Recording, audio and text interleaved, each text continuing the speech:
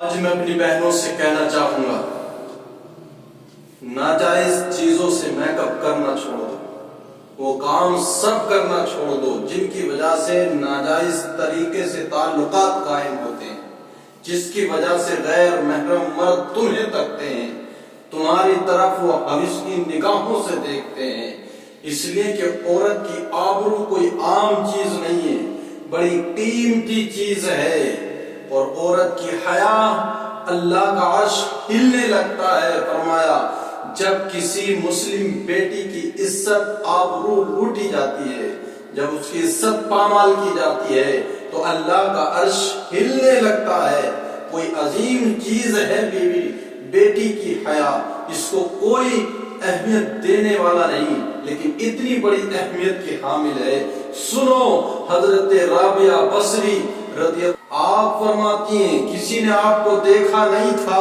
اچانک ایک دن کسی غیر محرم مرد نے آپ کو دیکھ لیا تو آپ اس کے صدمے سے زمین پر گر جاتی ہیں۔ زمین پر گری رابعہ بصری، ہاتھ ٹوٹ گیا، اور جب ہوش آیا تو کہتی ہے میرے کریم رب،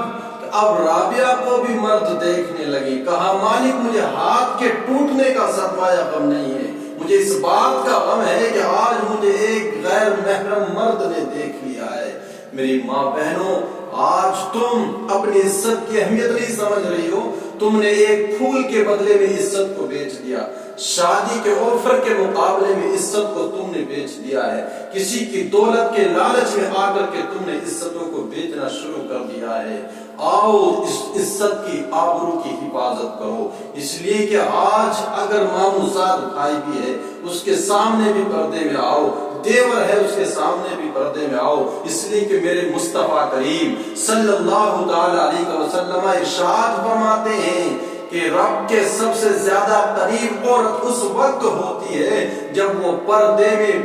پابندی کے ساتھ رہتی ہے، جب با پردہ رہتی ہے عورت تو رب کے بہت زیادہ قریب ہوتی ہے۔ اس طرف مت سوچنا کہ دنیا کیا کہے گی، زمانہ کیا کہے گا، بلکہ یہ سوچنا کہ رب کی بارگاہ سے ہمیں کیا ڈگری ملے گی، اللہ اور اس کے رسول کی بارگاہ سے ہمیں کیا اعزاز اور کیا پروٹوکول ملنے والا ہے۔ تو آج تک اگر کسی کے ساتھ کوئی تمہاری نفسانی خواہشات کی تکمیل ہوئی ہو یا نہ ہوئی ہو، کسی غیر محرم کے ساتھ تمہارے تعلقات اگر قائم ہوئے تو آپ صدق دل سے توبہ کر لے، اس لیے کہ دنیا عزت کرے نہ کرے لیکن میرا رب عزت کرتا ہے توبہ کرنے والوں کی۔ فرمایا گیا من تابا تاب اللہ لہو، جو توبہ کرتا ہے اللہ تعالیٰ اس کی توبہ کو قبول فرماتا ہے۔ میری اس مختصر گفتگو کو اپنے ذہن میں رکھ کر کے اپنے دل کے کانوں سے سن کر اتار لینا اپنے ذہن و فکر کے اندر، اور آنے والی زندگی کو بہتر بنا لینا۔